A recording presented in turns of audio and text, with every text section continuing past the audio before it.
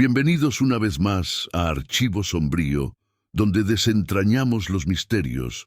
Michoacán, año de 1842. Las montañas se alzan como muros de piedra azulada alrededor de los valles fértiles, donde el maíz crece denso y los caminos de tierra son apenas cicatrices que llevan de una hacienda a otra. El aire huele a humo y a lluvia, y las campanas de las iglesias marcan el ritmo de una tierra suspendida entre la fe y el miedo. En esa época, el poder no vestía uniforme de soldado ni sotana de cura, tenía apellido, fortuna y reputación, y en toda la región ningún apellido pesaba más que el de los Arriaga. Su hacienda principal, conocida como El Resguardo, se levantaba sobre una colina próxima a Pátzcuaro. Desde allí se dominaban los valles, los pueblos, los hombres.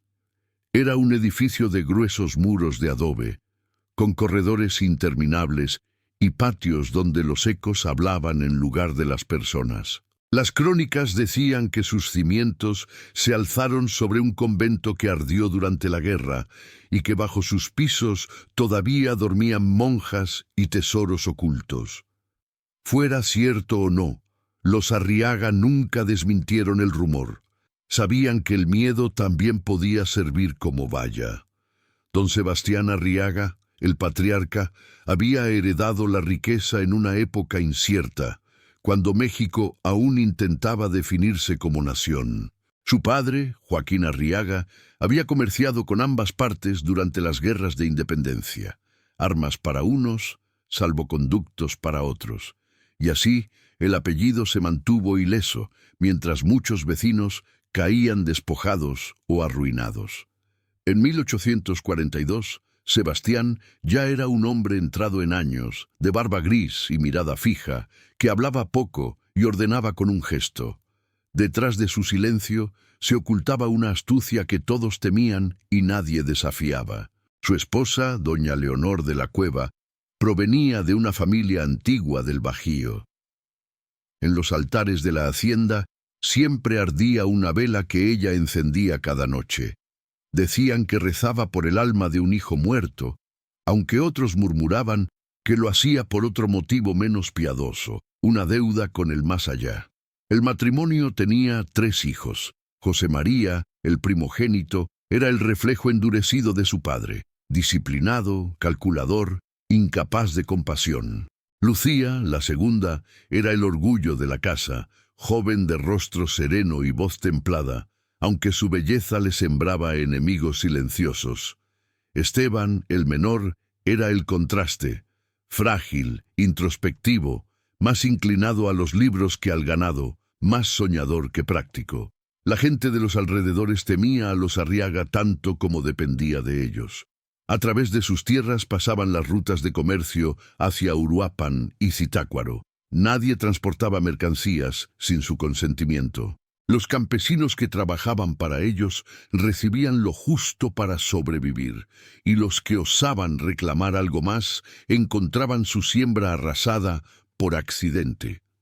Se decía que en los sótanos del resguardo existían pasadizos donde se almacenaba oro contrabandeado desde el puerto de Lázaro Cárdenas, oculto tras registros falsos y bendiciones compradas. Los rumores se extendían con la misma naturalidad que el viento. En los corredores de las fondas, entre aguardiente y tabaco, los arrieros contaban historias que don Sebastián había vendido armas a un grupo de rebeldes y luego los delató al virrey, que un cargamento de oro desapareció años atrás y que él fue el único en enriquecerse. Nadie podía probar nada, pero nadie lo dudaba del todo. En esas semanas previas a la tragedia comenzaron a notarse pequeños signos. Los jornaleros juraban que en las madrugadas el sonido de una campana resonaba desde la capilla vieja, aunque nadie la tocara.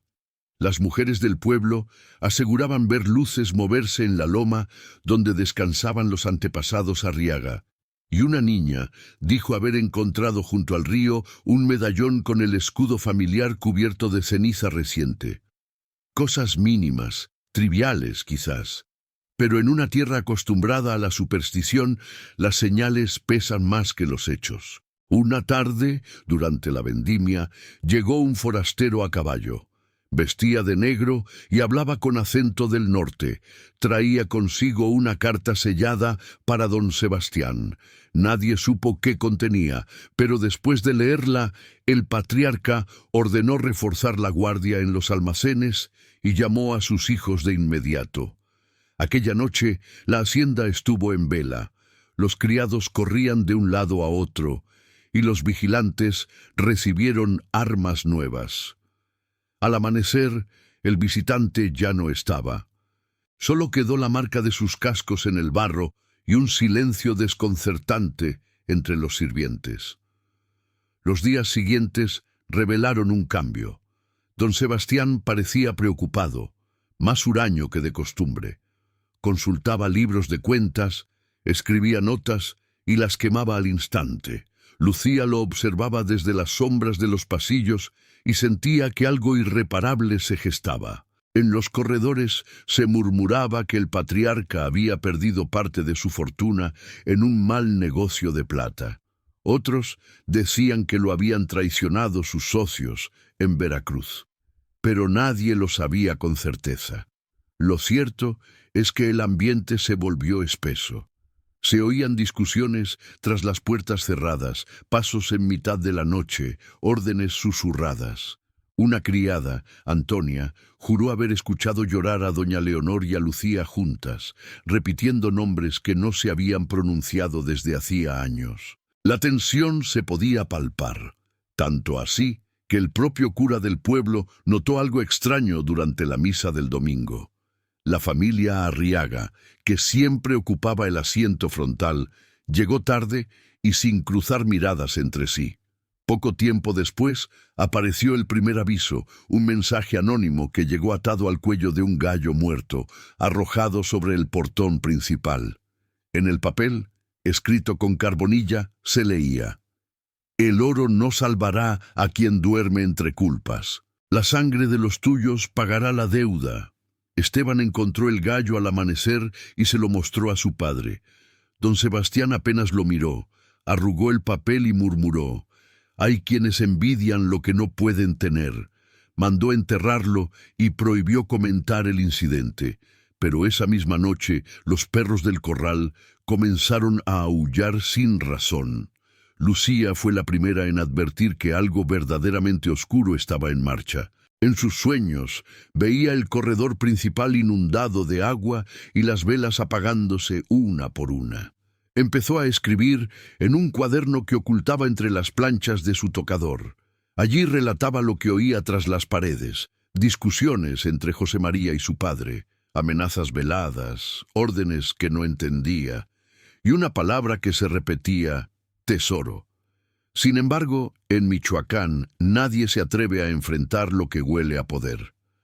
El sacerdote eligió callar, el pueblo fingió no escuchar, y cuando aparecieron nuevos rumores, que la familia había recibido advertencias de un antiguo socio, que un crimen se gestaba en sus propias habitaciones, se repitió la vieja costumbre del silencio colectivo: mirar hacia otro lado y rezar para no verse involucrado.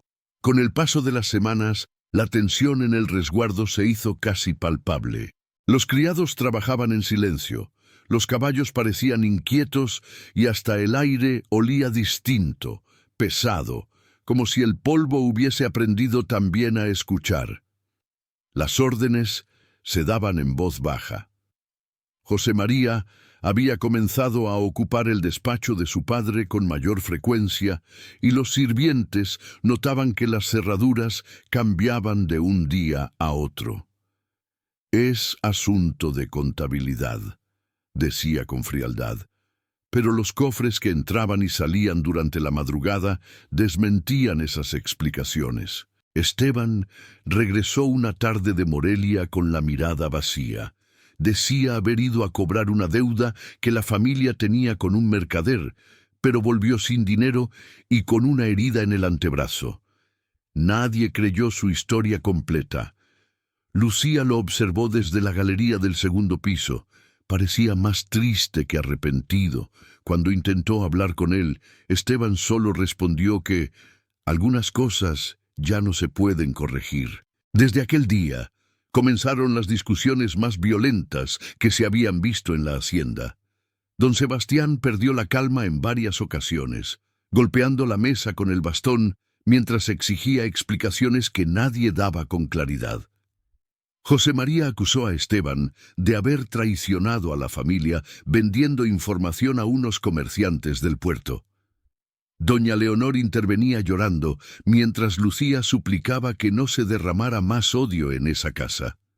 Pero el mal ya se había enraizado. Una noche, uno de los mozos, un joven llamado Mateo, vio a José María salir por la puerta trasera con una lámpara cubierta y un saco de tela.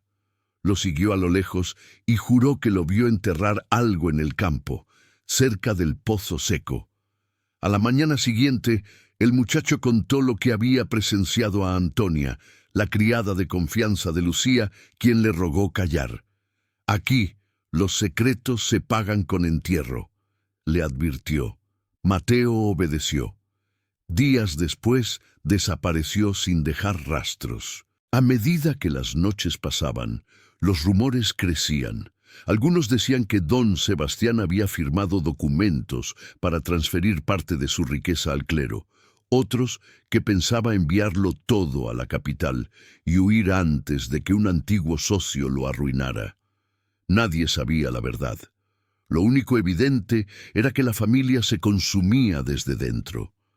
El pueblo comenzó a notar la distancia del patriarca. Dejó de asistir a misa, mandaba mensajeros en su lugar y cerró las puertas del resguardo a los visitantes.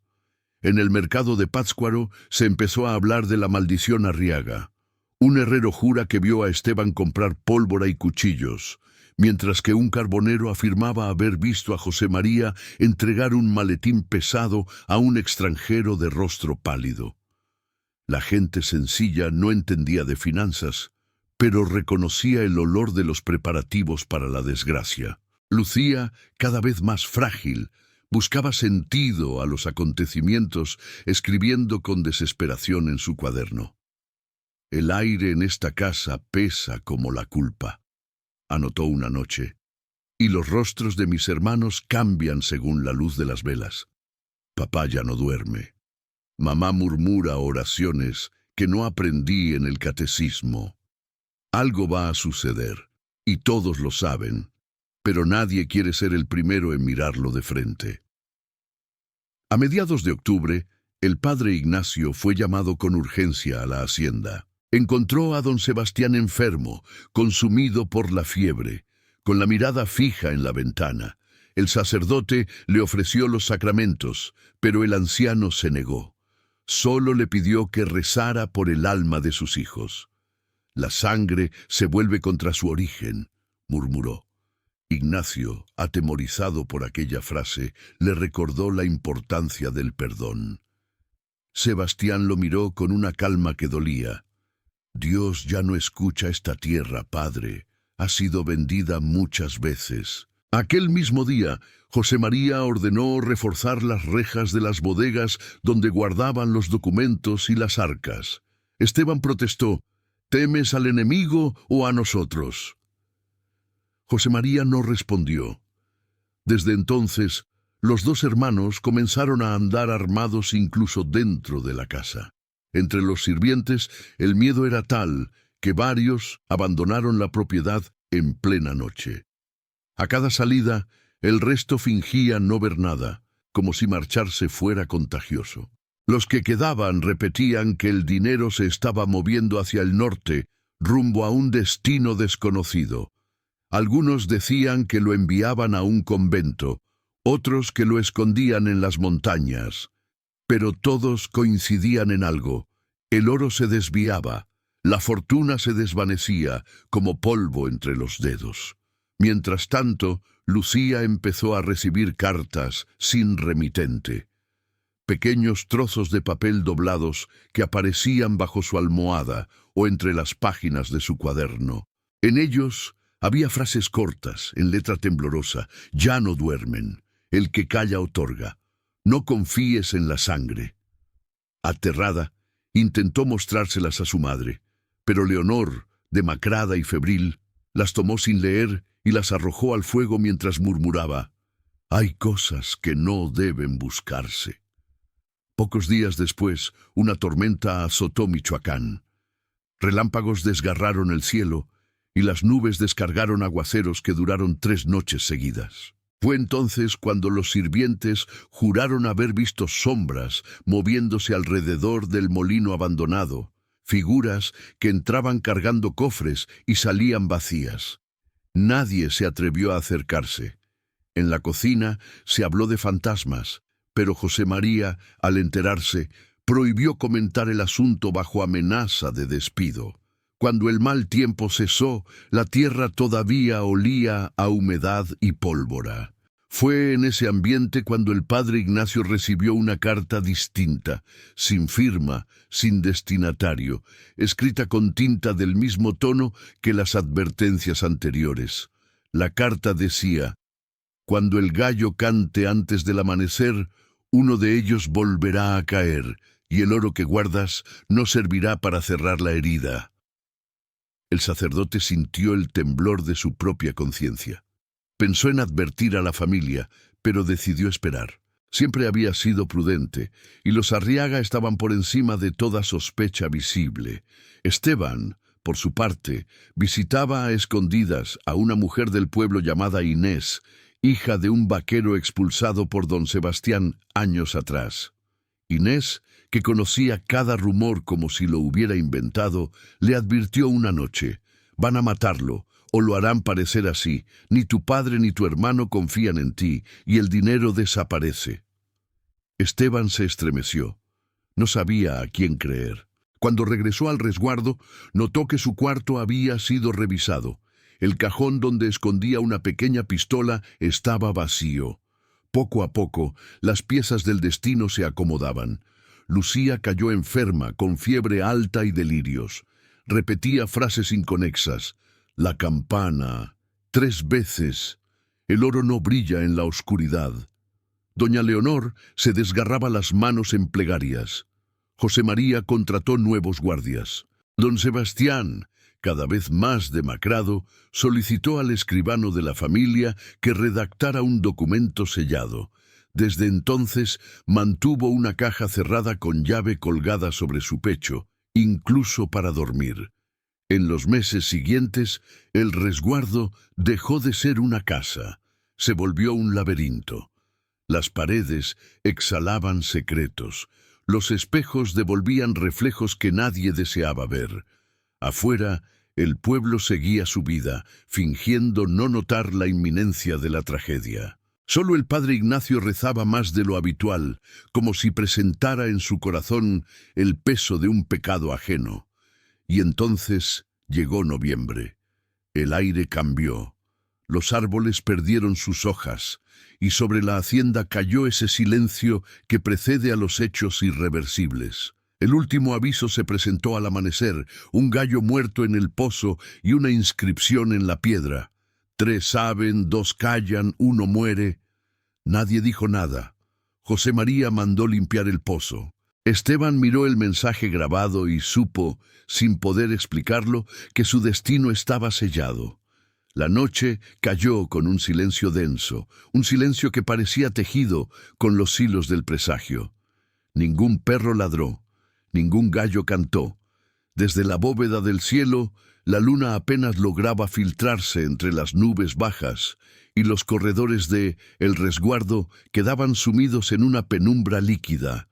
Doña Leonor permanecía junto a la cama de Lucía, sosteniendo su mano febril. En otra ala de la casa, don Sebastián repasaba papeles bajo la luz vacilante de una lámpara de aceite, y en el exterior, José María recorría los patios con pasos medidos, fingiendo vigilancia, mientras su mente se atormentaba con lo invisible. Esteban volvió entrada la noche, sin anunciarse. Sus botas llevaban barro fresco y en el rostro traía esa mezcla de desafío y culpa que solo conocemos los que ocultamos algo.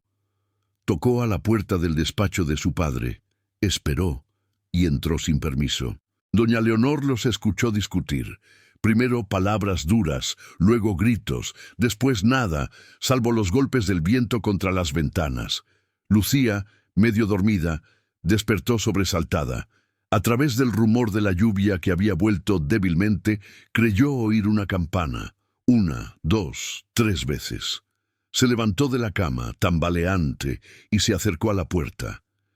«¿Padre?», murmuró, pero la respuesta fue un estallido seco, un trueno dentro de la casa. Fue el primero. Luego vino otro. Antonia, la criada, corrió gritando por el corredor. Encontró a José María en la galería empuñando un arma. «¡No salgas!», le gritó. Él la apartó con la culata y siguió adelante. Cuando llegó al despacho, la lámpara había caído al suelo y el aire olía a aceite quemado y pólvora.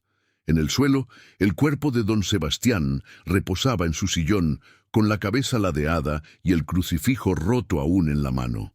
Frente a él, Esteban yacía de rodillas, cubierto de sangre ajena. «No fue, yo no…», alcanzó a decir, pero José María no lo escuchó. Le apuntó al pecho con el arma y disparó. El eco llenó los muros y los retratos parecieron temblar. Doña Leonor llegó corriendo segundos después. Vio a sus 2 hijos en el suelo, uno muerto, el otro agonizando.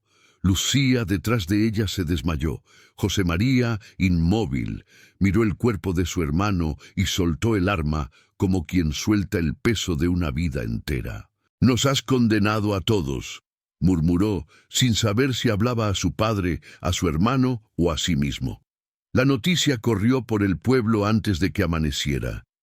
Algunos aldeanos aseguraban haber visto salir un caballo blanco del portón principal, montado por una figura femenina de vestido claro. Otros oyeron golpes metálicos en los sótanos, como si alguien cerrara cofres a toda prisa. Cuando el sol se levantó tímido sobre las montañas, la hacienda parecía muda, su grandeza convertida en ceniza de oro. El padre Ignacio llegó al mediodía. El portero no abría, pero la puerta estaba entreabierta. Dentro halló a José María sentado ante los cuerpos cubiertos con mantas. No lloraba, no rezaba, solo murmuraba: «Fueron ellos los que vinieron por el dinero, no fuimos nosotros». En el resto de la casa, los guardias habían desaparecido. Las arcas que antes estaban llenas se encontraban vacías, los documentos dispersos o calcinados. En la pared del despacho, alguien había escrito con carbón: «El oro volverá al polvo». El cura, conmovido y asustado, ordenó los preparativos para los entierros. Doña Leonor se negó a abandonar los cuerpos. Pasó la noche arrodillada entre ellos, rezando en voz baja. Al amanecer fue hallada muerta, con los ojos abiertos y una expresión de serenidad enfermiza, como si al fin comprendiera aquello que siempre intuyó. Lucía despertó días después en casa de una familia vecina. Había perdido la memoria parcial de aquella noche. Solo recordaba el sonido de los disparos y el repique de la campana. Cuando preguntó por su madre, el silencio fue su respuesta. Cuando preguntó por Esteban, el padre Ignacio bajó la mirada. «Dios se los llevó», dijo, pero ella no creyó en esa versión. En el fondo de su mente algo insistía. No todos murieron esa noche. Los funerales de los Arriaga fueron discretos. Se celebraron sin música ni acompañamiento. La gente acudió más por curiosidad que por pena. Entre los aldeanos, el rumor era otro: que parte de la fortuna había desaparecido la víspera de la tragedia, transportada en mulas hacia el norte. Algunos decían que José María la entregó a hombres desconocidos a cambio de salvar su propio nombre.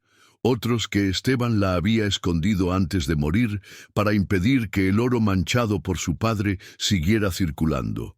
Nadie lo supo. Cuando las tumbas se cerraron, el resguardo quedó como un cascarón vacío. Solo permaneció un anciano capataz que juró que esperaría a Lucía, convencido de que ella algún día volvería. Pero los meses pasaron y la hierba creció sobre el empedrado del patio. Por las noches, el sonido de la campana volvió puntual 3 veces, siempre a la misma hora. Los vaqueros del camino decían ver luces en la colina, figuras moviéndose entre las ventanas de una hacienda clausurada. Y entre susurros, el pueblo empezó a inventar versiones, que el alma de don Sebastián aún custodiaba su tesoro, que Esteban no murió, que huyó con el dinero, que José María cambió su nombre y vagaba por los caminos con la culpa pegada a la espalda. El padre Ignacio perdió el sueño. En su conciencia resonaba la carta que había guardado, aquella que decía que el oro no cerraría las heridas. Comenzó a escribir una crónica para aliviar su alma. El crimen fue anunciado, pero nadie quiso impedirlo. La culpa es de todos, el silencio también es pecado. Con el tiempo, algunas personas regresaron a la hacienda buscando riquezas. Hallaron solo ruinas, muebles destrozados y paredes ennegrecidas. En una habitación del ala este, dentro de un cajón, encontraron el cuaderno de Lucía. Las últimas líneas decían: «Ya no distingo los rostros, todo está consumido por la sombra. Si alguien lee esto, sepa que el oro no se perdió, cambió de dueño, como cambia la fe cuando la sangre se enfría». El cuaderno fue llevado al cura, quien lo guardó en el convento. Nunca lo mostró a nadie. Dicen que antes de morir lo entregó a un viajero, un historiador curioso que prometió cuidar el relato. A partir de ese día, la historia de los Arriaga se transformó en mito. En las noches frías, los campesinos repetían su advertencia como si fuera oración: 3 saben, 2 callan, 1 muere. Así recordaban que en Michoacán, hasta los linajes más poderosos pueden ser quebrados por el eco de sus propios pecados.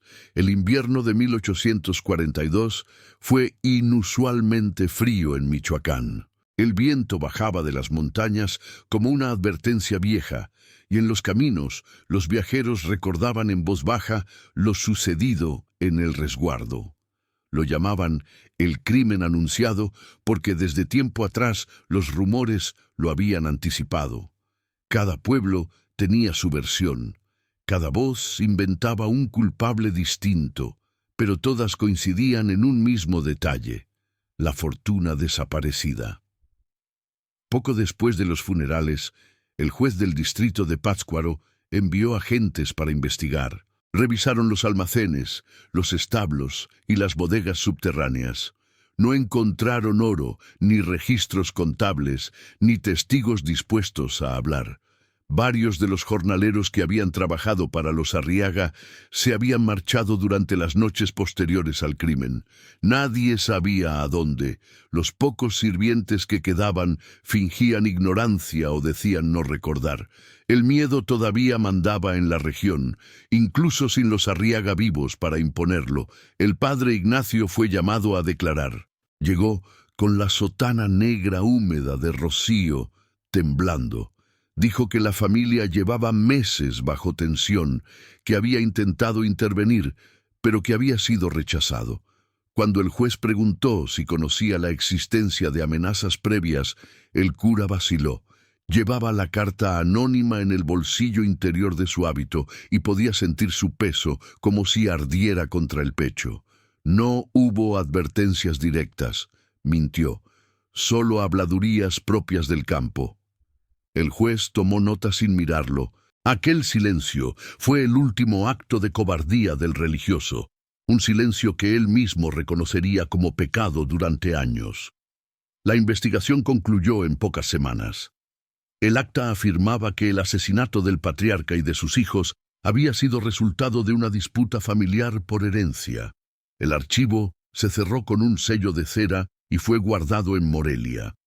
El caso quedó oficialmente resuelto, aunque nadie creyó esa versión. La gente necesitaba verdades menos concretas, verdades que se pudieran contar en las fogatas sin comprometer la propia conciencia.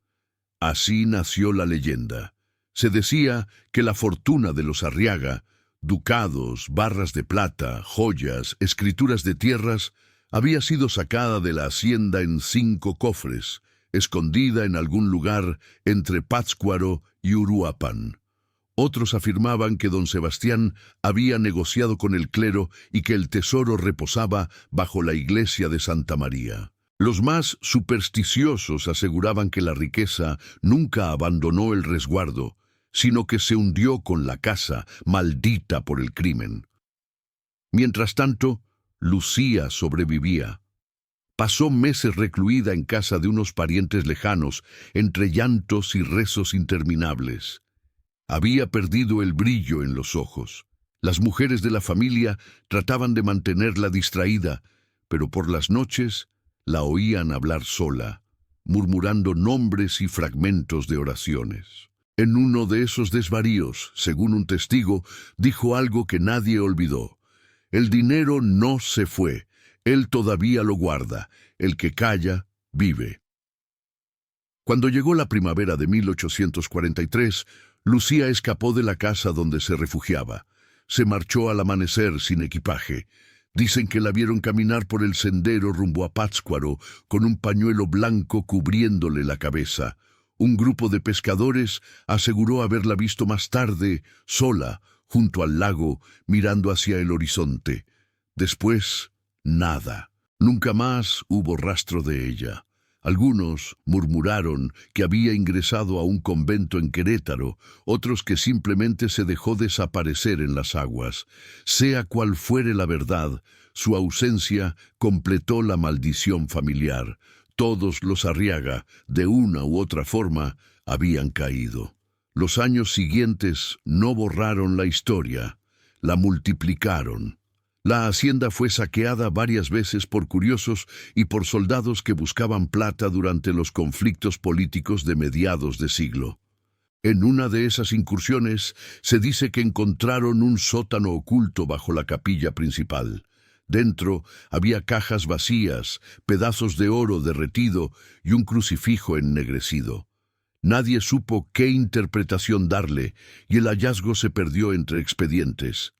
El padre Ignacio envejeció con el alma cargada. A veces caminaba hasta las ruinas del resguardo y se quedaba allí, frente a la portada derruida, murmurando oraciones por las almas condenadas. En su última homilía, poco antes de morir, pronunció unas palabras que helaron a quienes lo escucharon. No hay pecado más grande que el de callar cuando la muerte avisa. En la tierra de los Arriaga, todos callamos, y así seguimos pagando. 3 días después, fue hallado muerto en su dormitorio, con la carta anónima entre las manos. Para entonces, la nueva generación del pueblo ya contaba otras versiones. Algunos afirmaban que las noches de tormenta se oían pasos en el corredor principal de la hacienda, y que una figura de mujer recorría los pasillos con una lámpara encendida, buscando algo entre el polvo. Los ancianos decían que era Lucía, que regresaba cada año buscando los cofres del tesoro, o tal vez la verdad que nadie quiso escuchar.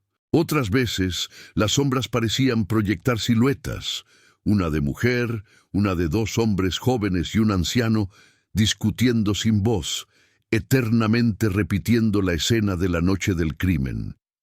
Así el mito se entrelazó con la fe, y el miedo se convirtió en recuerdo colectivo.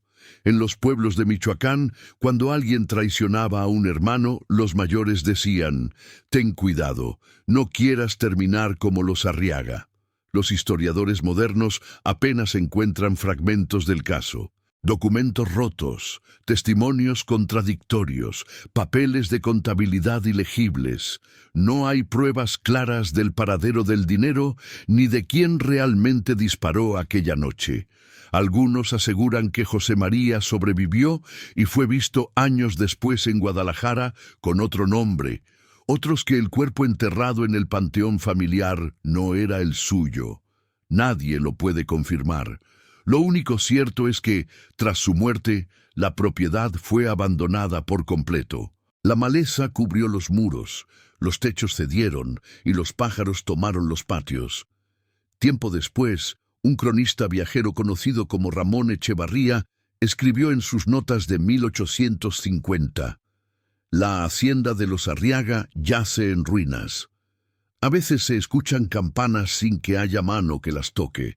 Los lugareños rehúsan acercarse, temen despertar lo que allí dormita. Dicen que los ricos pueden comprar todo, menos silencio eterno. En los archivos de la diócesis se conserva el registro de una misa especial ordenada por un individuo anónimo que pagó en monedas antiguas con el sello Arriaga. Nadie averiguó de dónde provenían. El sacerdote receptor, curioso, preguntó si aquello era limosna. El donante respondió: «Pago por el descanso de los que no lo merecen». Al registrarlo, desapareció sin dejar dirección. Así, la historia se diluyó entre siglos. Pero cada tanto, los campesinos aún encuentran restos. Una hebilla de plata, un fragmento de escritura, una cadena rota, y vuelven a decir lo mismo. El tesoro todavía está cerca, el alma de los Arriaga no lo deja ir. Los académicos llaman a esos relatos folclor de tragedia rural. Los viejos, en cambio, saben que algunos ecos no mueren, porque en las colinas de Michoacán hay noches en que el aire parece pesado, las luces titilan sin razón y el sonido de una campana lejana se cuela entre el viento. Entonces todos callan, recordando que hubo un crimen profetizado, una culpa colectiva, un oro maldito. Aquí llega la parte 5, el cierre de la historia. Es el epílogo de Archivo Sombrío en el que pasado y presente se cruzan, dejando una reflexión sobre el silencio, la culpa y los fantasmas que nunca se marchan de Michoacán. El tiempo, que todo lo erosiona menos los secretos, siguió su marcha silenciosa sobre las colinas de Michoacán. Para 1860, el resguardo era poco más que un montón de piedras devoradas por la hierba. El nombre de los Arriaga se pronunciaba apenas en susurros, entre burlas y temores de superstición. Pero incluso los mitos tienen sus guardianes. Una tarde, cuando el sol caía tras los cerros de Pátzcuaro, un grupo de campesinos cavaba un nuevo canal de riego cerca de lo que alguna vez fue la entrada principal de la hacienda. El pico chocó con algo metálico. Al excavar más, hallaron una caja pequeña, sellada con un candado oxidado. La abrieron con dificultad. Dentro había un rosario ennegrecido, un papel casi deshecho por la humedad y 3 monedas de oro marcadas con el escudo de los Arriaga. El papel, apenas legible, contenía una frase que nadie supo interpretar por completo. El oro rompe el alma que lo guarda. Si lees esto, entierra lo que no entiendas. El hallazgo reavivó el rumor del tesoro perdido. Durante semanas, decenas de hombres y mujeres vinieron desde pueblos cercanos, cavando en los alrededores, convencidos de que hallarían la fortuna desaparecida hacía 20 años. Pero no encontraron nada más, solo fragmentos de cerámica, pedazos de metal sin valor y restos humanos tan antiguos que el viento los volvió polvo en cuestión de días. Uno de los buscadores afirmó que mientras cavaba, escuchó una voz femenina que le dijo al oído: «No busques lo que mató a los tuyos».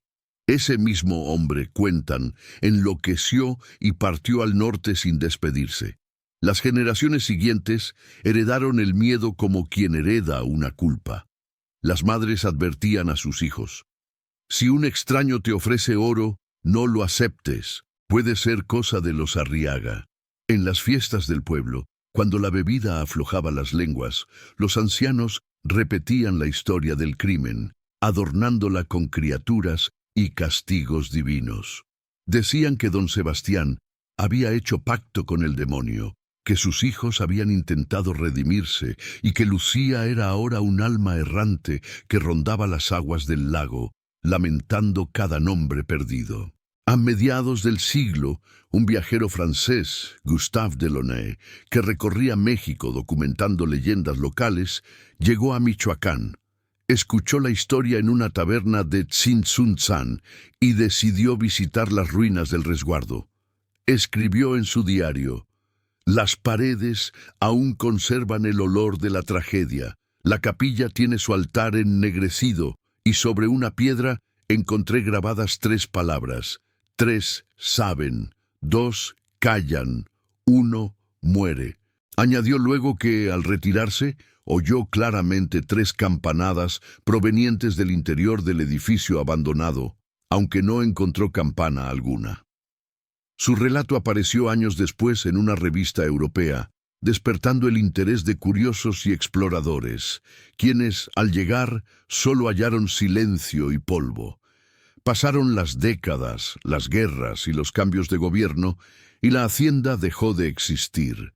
Las lluvias se llevaron sus cimientos, los árboles devoraron los pasillos. Hoy, lo que queda del resguardo es apenas una elevación cubierta de maleza donde el viento golpea con extraña constancia, como si buscara repetir un lamento antiguo.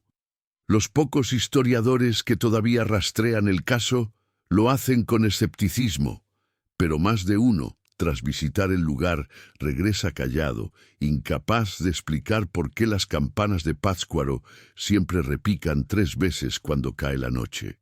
En los archivos parroquiales se conserva el acta de muerte de don Sebastián Arriaga, fechada con error un día antes de su asesinato.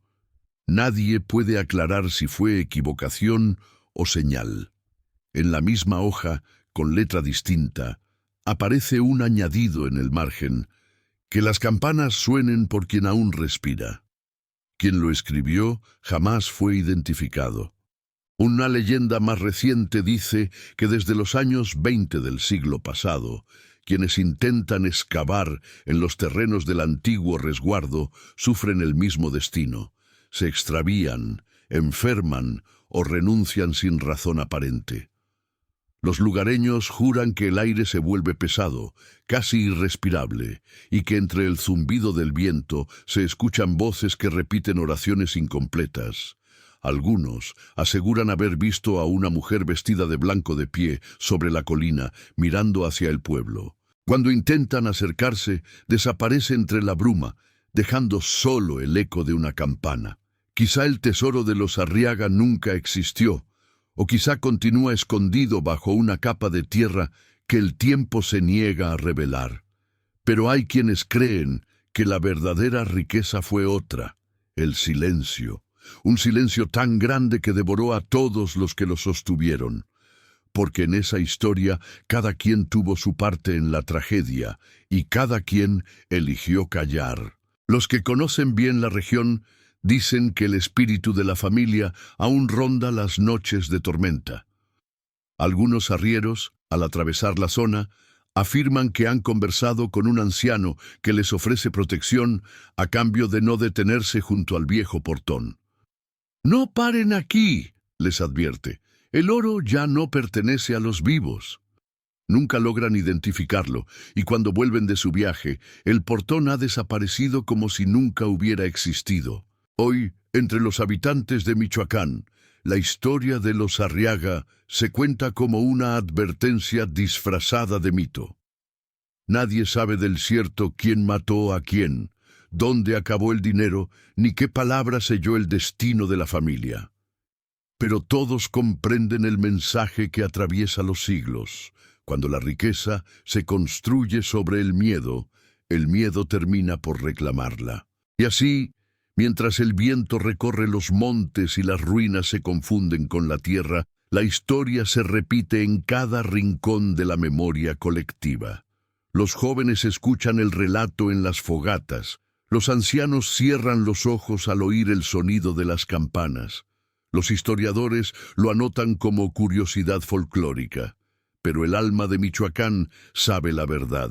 La culpa persiste, el silencio también. Y en algún punto entre la fe y el pecado, entre la tierra y la sombra, los Arriaga aún conversan, eternamente encerrados en su propio eco. El legado del silencio. Con el paso de los años, la historia de los Arriaga trascendió el límite entre el rumor y la memoria. Ya no era solo un cuento de desgracia familiar, sino un espejo donde los habitantes de Michoacán reflejaban sus propios miedos. En 1887, más de 40 años después de aquella noche fatídica, un hacendado llamado don Gregorio Sámano compró las tierras del antiguo resguardo. Dijo que no creía en supersticiones, que el suelo era fértil y las leyendas no pagaban tributo. Mandó reconstruir lo que quedaba de las paredes, levantó establos nuevos y trajo jornaleros desde las sierras cercanas. El primer mes fue próspero. Las lluvias llegaron a tiempo, el maíz creció con fuerza y el ganado engordó como nunca. Pero una madrugada, los trabajadores se presentaron en la casa principal con el rostro pálido de espanto. Decían haber escuchado campanas 3 veces desde el antiguo muro del oeste, donde aún se erguía el arco derrumbado del antiguo salón de los Arriaga. Don Gregorio rió. Aseguró que el viento se presta a esos engaños. Sin embargo, cuando fue personalmente al lugar, vio grabadas en la piedra viejas letras apenas visibles. 3 saben, 2 callan, 1 muere. Esa misma noche, un incendio pequeño comenzó en el galpón donde se guardaban los cereales. Nadie lo había provocado, según juraban los vigilantes. Se apagó rápido, pero la marca del humo quedó, como una señal. A la mañana siguiente, don Gregorio mandó derrumbar lo que restaba del arco y tapó los cimientos con piedra nueva. «Que descansen los fantasmas», dijo. Su esposa, doña Rosalía, más sensible a lo invisible, empezó a comportarse de manera extraña. Contaba que, al caer el crepúsculo, se escuchaban pasos en los corredores y se sentía un olor antiguo, mezcla de cera y pólvora. Un sirviente que dormía cerca de la puerta principal afirmó haber visto una figura femenina cruzar el pasillo con una lámpara encendida. No caminaba, flotaba, murmuró. Don Gregorio, enfadado, lo despidió. Esa misma semana, el hombre fue hallado muerto a orillas del camino que lleva a Erongarícuaro, con el rostro cubierto de tierra. Nadie investigó nada. Con el tiempo, el hacendado comenzó a enfermar. No era dolencia visible, sino algo más profundo: insomnio, temblores, visiones. Decía soñar con una campana que sonaba dentro de su cabeza y con un anciano de barba gris que le preguntaba: «¿Qué hiciste con mi oro?». Don Gregorio no entendía. Nunca había visto ese hombre y su fortuna provenía del ganado, no del metal. Aún así, empezó a excavar en distintos puntos de la hacienda, con la obsesión de quien intenta confirmar una pesadilla. Lo único que halló fueron raíces y huesos. Al cabo de 3 años, arruinado y enfermo, abandonó el resguardo. La propiedad volvió a quedar desierta, tragada por la vegetación.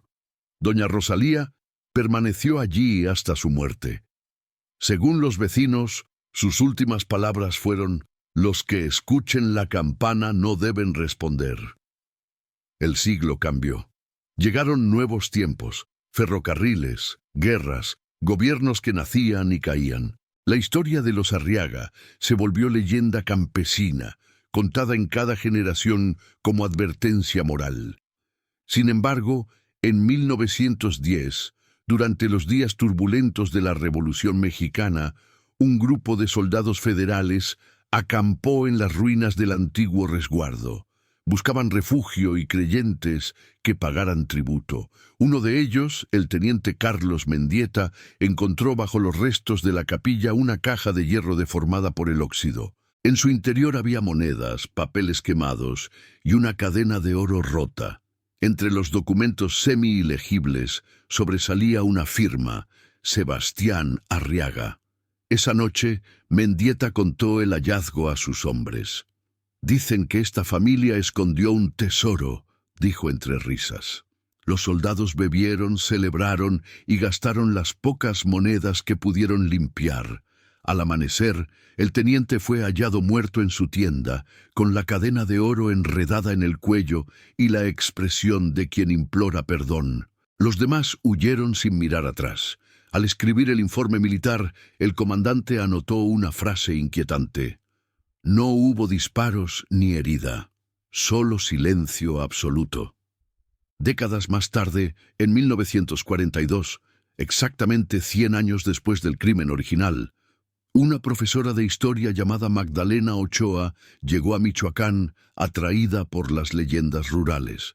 Su especialidad eran los linajes perdidos y los crímenes sin resolver.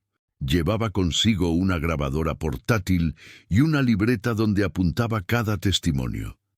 En Tzintzuntzán escuchó por primera vez la historia completa de los Arriaga. La voz anciana que se la narró, un viejo de nombre Clemente, cerró el relato diciendo: «El oro de los Arriaga era la palabra, lo vendieron todo menos el silencio». Intrigada, Magdalena decidió visitar las ruinas. Lo describió así en su diario: «No hay más que polvo y piedra, pero el viento parece consciente. Caminé entre los restos del salón y sentí no miedo sino compasión, como si la tierra misma recordara el peso de una tragedia vieja. Encontré fragmentos de cerámica, pedazos de ladrillo calcinado y lo que podría haber sido la esquina de un estandarte con el escudo Arriaga.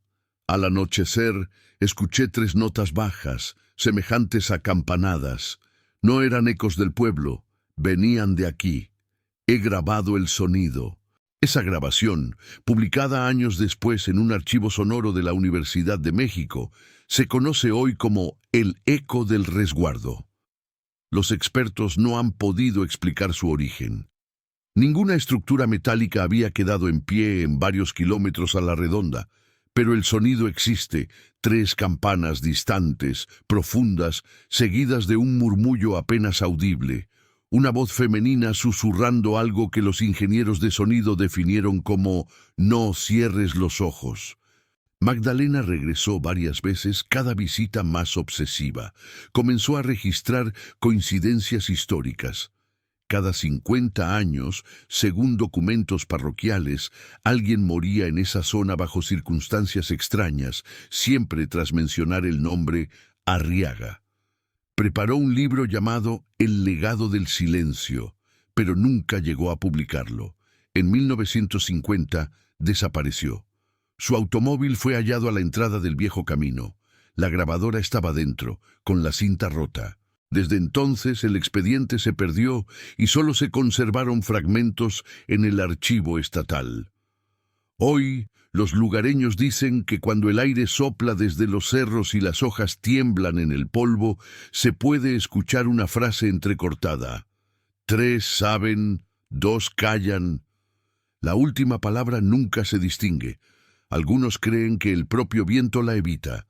Así siguió el legado de los Arriaga, convertido en advertencia viva. En el corazón de Michoacán, el crimen sigue respirando bajo la tierra y cada generación, sin quererlo, vuelve a reabrir la herida. El resguardo, ese nombre que durante más de un siglo fue sinónimo de miedo, quedó reducido a un claro cubierto de maleza. Pero la tierra nunca olvida.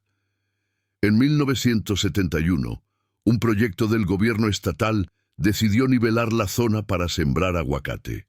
Las máquinas entraron, rugiendo como fieras metálicas, y en cuestión de horas comenzaron a remover lo que el tiempo había protegido. Los obreros eran jóvenes, ignorantes de la historia, reían, fumaban y apostaban sobre quién hallaría primero algún resto de oro. Al tercer día de trabajo, la retroexcavadora principal se detuvo sin causa. El motor seguía encendido, pero la pala no se movía.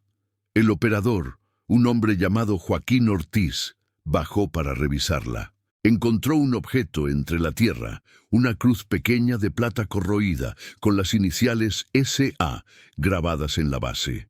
Al tocarla, juró que escuchó 3 golpes huecos venidos desde el subsuelo, como si algo golpeara desde dentro de la tierra. Pensó que era imaginación. Esa noche, ya en su casa, soñó con un largo corredor de piedra donde las paredes susurraban su nombre. A la mañana siguiente, no volvió al trabajo. Los ingenieros del proyecto decidieron continuar. Uno de ellos, el joven arquitecto Eduardo León, comenzó a documentar los hallazgos arqueológicos que aparecían: fragmentos de cerámica, botones, restos de madera calcinada. Pronto notó un patrón. Cada descubrimiento coincidía con una leve vibración en el suelo, como si la tierra respondiera. Intrigado, buscó información en el archivo municipal y halló una copia incompleta del manuscrito desaparecido de Magdalena Ochoa. En una de las notas, la historiadora había escrito: «Donde el silencio es más hondo, allí pulsa la campana invisible. No escarben demasiado». Eduardo rió al leerlo, pero algo en la coincidencia lo perturbó. Esa madrugada, decidió volver solo a las ruinas. Grabó sus pasos con una cámara Super 8, acompañado solo por la luz de una linterna. Lo último que se filmó fue el interior de un túnel estrecho recién descubierto, tallado directamente en la roca. A mitad del pasillo, la linterna comenzó a parpadear y 3 golpes metálicos resonaron. La grabación termina allí. Al día siguiente, encontraron la cámara sobre un montón de piedras, intacta. De Eduardo, ninguna señal. El proyecto fue cancelado. El informe oficial lo atribuyó a un derrumbe natural, pero los trabajadores juraron que aquella noche el aire se llenó del sonido de una campana sin campanario. Desde entonces, nadie volvió a tocar el terreno. Los campesinos que viven cerca lo llaman la franja muda, porque los pájaros no cantan allí y los relojes se detienen. A finales de los años 80, un periodista de Radio Morelia, Héctor Valencia, decidió investigar el caso. Quería producir un especial llamado Los espectros del resguardo. Entrevistó a los viejos de la zona, registró historias, recuperó trozos de las grabaciones de Magdalena Ochoa y hasta logró obtener la cinta de Super 8 filmada por Eduardo León. En su programa radial, narró con voz grave: «Escuchen estas 3 notas. No son campanas de ninguna iglesia cercana. Son parte de un latido antiguo, un llamado que el tiempo no borra. Quizás sea solo el metal de nuestra culpa resonando en la montaña». El programa causó sensación. Esa noche, cientos de oyentes aseguraron haber escuchado el repique de campanas a través de los radios, aunque el técnico negó haber insertado efecto alguno. Días después, Héctor desapareció. Su automóvil fue hallado a orillas del lago de Pátzcuaro, las llaves puestas, la puerta del conductor abierta. Dentro, una nota doblada con caligrafía desconocida: «Los vivos no deben hablar por los muertos». Con los años, el caso se transformó en parte del folclore moderno. Los visitantes de Pátzcuaro compran postales que muestran las ruinas del resguardo y figuras de barro con 3 campanas pintadas a mano. Algunos artistas de la región componen corridos y poemas sobre el oro perdido. Otros pintan murales de Lucía como símbolo de inocencia y tragedia. Nadie sabe exactamente cuándo nació la costumbre, pero cada 2 de noviembre los lugareños colocan velas en el camino que conduce a las ruinas. Aseguran que si una de esas velas se apaga de golpe, significa que algún alma ha sido liberada. En 1992, una publicación académica del Instituto de Antropología incluyó un estudio acústico del lugar. Los investigadores registraron sonidos que no tenían fuente identificable. 3 vibraciones subterráneas a intervalos exactos de 9 segundos. El jefe del equipo, Dr. Luis Barqueros, declaró que podría tratarse de movimientos sísmicos locales o resonancias de aire en grietas volcánicas. Pero en su cuaderno personal escribió otra cosa: «No hay explicación física. Siento que alguien intenta comunicarse». El informe fue archivado rápidamente y al año siguiente el doctor abandonó la profesión.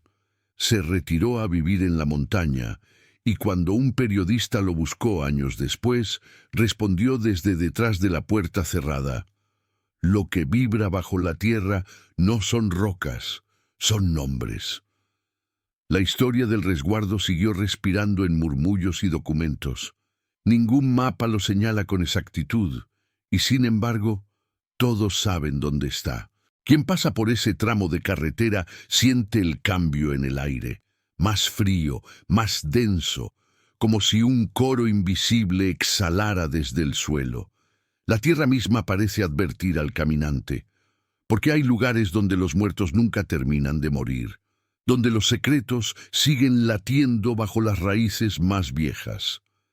Michoacán, tierra de templos y volcanes, sigue cargando en su memoria el eco de aquel crimen que comenzó con una campana. Dicen que a veces, en las madrugadas sin luna, las luces de los automóviles se apagan de improviso al pasar por la colina. Algunos viajeros escuchan golpes metálicos, otros creen divisar a una mujer de blanco de pie junto al camino. Nadie se detiene. Quien lo hace, cuenta el rumor, escucha su nombre pronunciado por una voz antigua que no perdona.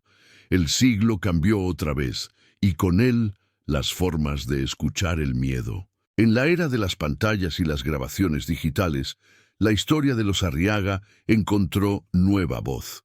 En 2022, un grupo de jóvenes cineastas de Morelia decidió rodar un documental inspirado en los relatos del resguardo. Armados con drones, micrófonos de alta sensibilidad y cámaras infrarrojas, llegaron a las ruinas al caer la tarde. Llevaban semanas recopilando testimonios locales, ancianos que aseguraban haber visto luces, camioneros que hablaban del repique de campanas, y un puñado de cazadores de fantasmas que juraban escuchar voces femeninas en la bruma. El director del proyecto, un hombre tenaz llamado Alonso Revueltas, no creía en maldiciones, pero sí en atmósferas. Decía que los fantasmas eran un recurso estético. El verdadero horror estaba en el olvido. Sin embargo, bastó su primera noche en el lugar para cuestionar sus certezas.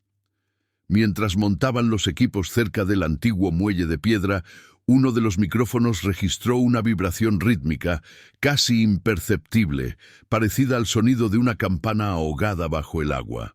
Los técnicos asumieron que provenía del lago, ecos de embarcaciones o del viento. Pero al revisar los audios, descubrieron que la frecuencia se repetía cada 90 segundos exactos, durante toda la noche. El segundo día, llovió sin tregua. Las gotas resbalaban por las ruinas, arrastrando fragmentos de tierra y trozos de ladrillo antiguo. Los jóvenes siguieron filmando, empapados, fascinados con los paisajes. En un descanso, Alonso se apartó para fumar. Entonces la vio, una figura blanca al borde del camino, inmóvil. Pensó que era una campesina, pero cuando levantó la linterna, ya no estaba. En el suelo quedaban 3 huellas en el barro, dispuestas como si marcaran una cadencia. 3 pasos, 3 campanadas. Esa noche escribió en su cuaderno: quizá la historia nunca terminó, solo espera a quien esté dispuesto a escucharla. El rodaje continuó por 3 días. En las grabaciones se captaron imágenes y sonidos extraños, una sombra que cruzaba el marco sin emitir calor detectable, ecos de voces superpuestas con los diálogos de los técnicos y al final una ráfaga de viento tan potente que derribó uno de los reflectores. Entre ese sonido de tormenta se distinguía un lamento femenino, un canto casi litúrgico repetido 3 veces. Cuando examinaron el material en estudio, una parte de la pista de audio tenía un murmullo constante, una frase en castellano antiguo, apenas audible: no cierres los ojos cuando llegue la cuarta. Nadie supo darle sentido. Semanas después, cuando la edición estaba casi terminada, Alonso desapareció. El resto del equipo afirmó que había ido solo a Pátzcuaro para filmar planos adicionales del lago. Su automóvil fue encontrado cerca de la orilla, las puertas abiertas, el motor en marcha. En el asiento del copiloto había una nota escrita con tinta corrida por la lluvia: 3 saben, 2 callan, 1 muere. El documental nunca se estrenó. Solo quedan minutos editados, imágenes granuladas, donde el agua y el viento parecen formar rostros. Los habitantes de Michoacán conocen esa historia desde siempre. Algunos creen que cada nombre nuevo se suma al linaje de los Arriaga, atrapado en una condena interminable. Otros piensan que la maldición no es más que un reflejo del alma humana, el eco de la codicia, el peso del silencio colectivo. Los más viejos todavía cuentan que cuando comenzó todo, el crimen estaba escrito no en los actos, sino en la indiferencia de quienes escucharon los avisos y callaron. Porque el verdadero tesoro, dicen, nunca fue el oro, fue el secreto que todos compartieron y ninguno se atrevió a romper. Un secreto tan pesado que arrastra a los vivos con la misma fuerza con que retiene a los muertos.